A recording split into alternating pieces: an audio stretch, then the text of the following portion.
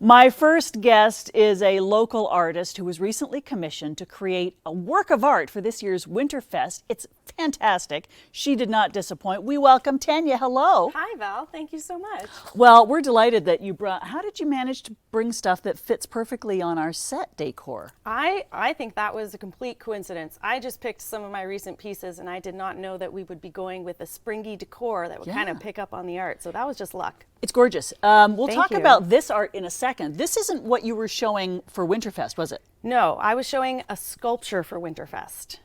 Now this sculpture is unlike any I've seen, because when we think of sculptures, we think of the Michelangelo's, you know, the David or whatever, the thinking man. Right. But yours had this this transparent quality because you were imagining the viewer seeing it from all sides. Yes, that's right. So this is the first time I've had the opportunity to work in sculpture.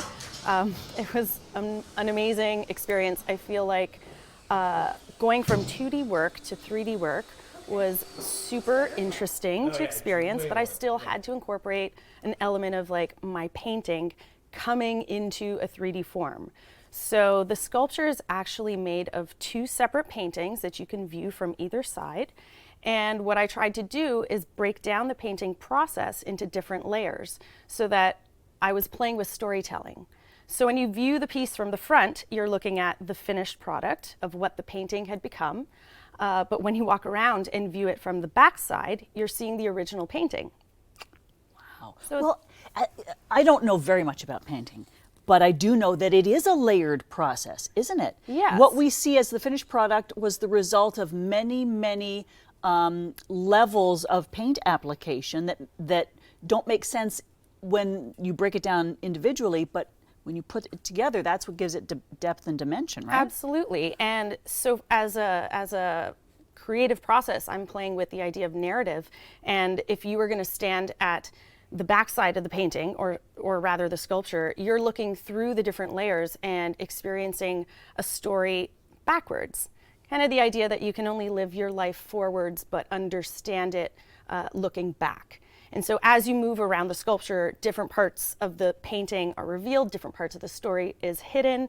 And it's kind of a commentary on perspective and life and how you sometimes seek clarity by looking back. And it doesn't really matter where you've come from, it matters where you've ended up. Okay, that's our show for today. What Done. else is there to say? We're done. That's it. I just summed it all up. That's it. You summed up life. Yeah. This was on the rooftop of Jackson Square, which was cool because you were giving that whole story that you just told is kind of about Jackson Square too. Yeah, absolutely. And so the painting that inspired this sculpture was about me and my personal life, and at times how I have felt unseen and unheard. And I felt like this is a very relevant topic and experience for a lot of the people of Hamilton, especially for some of the people who work and live in and around the Jackson Square area.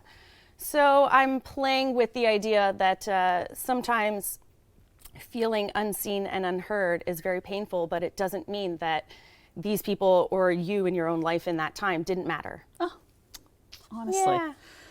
We should just put this whole show on a painting. Okay, let's do it. Let's make more paintings. I'm glad that they're using the rooftop of Jackson Square. That's a great spot. It really is. Underutilized. Yeah. Okay, so you've brought these in, and we've only got about 2.5 minutes left. But let's talk about your process, because I see a lot of black. When I look through your Instagram, I see a lot of black in your paintings. What's that about? So I'm an intuitive painter. When I begin a painting, I'm not really sure what it's going to look like by the end of it. And I usually start with the color black. For me, in my art, the color black represents myself. I like to make strong, bold gestures because, again, my art is about me, and I'm painting about my life, and I am trying to be intentional in an intuitive way and make bold gestures. And so the color black does show up sometimes a little nuanced, sometimes in a big way. I think in these pieces it's a little bit more subtle, but black is very important in my work. I've heard you say your painting process is a full body experience. Are you how does that work? So I'm very into the painting experience in a sense of like I'm using my whole body to create. I am throwing paint, I am whipping different items at the canvas. I'm really into the process of creating the painting. I don't actually have an attachment to the outcome. So in times I am using my body, I'm stamping, I'm using paint on my arms, my legs, my hands, and that ends up on the canvas. Wow. Yeah. You're very expressive. I am. I feel like I'm expressive in the way I speak, but also I've been trying to put that on canvas. So thank you. Where can we see more of this amazing work? So most of my work is on my website, TaniaLaCariaStudio.com. You can also follow me on Instagram, Tania LaCaria, and I do have a few shows coming up this summer. I will be exhibiting for the first time at the Artist Project Toronto, which will be very exciting. That's in April. And I have a couple shows coming up in the city of Hamilton. So When keep are an eye those? out. When? I have a show at Paul Elia Gallery on May 26th and a couple little shows that are in the works beforehand that I can't mention just yet. Oh man, we'll have you back to talk about that. I would love to be back. Thank you. Congratulations on all your success. You must Thanks, have been Val. thrilled to hear from the city to commission that work for Jackson Square. I was. It was a really great opportunity. It took the city to push me beyond 2D into 3D work, and I was super grateful to have that opportunity. Now there's nothing stopping you. You're going to be sculpturing? Sculpture? Sure. Yeah, we could make that a word. Yeah. Thank you. Again, your Instagram is? Tania LaCaria. Just my full name. That's it. Fantastic. Yeah. Thank you so much. Thanks, Val. Up after the break from the West Del Theater, it's Neil Miller. Stay with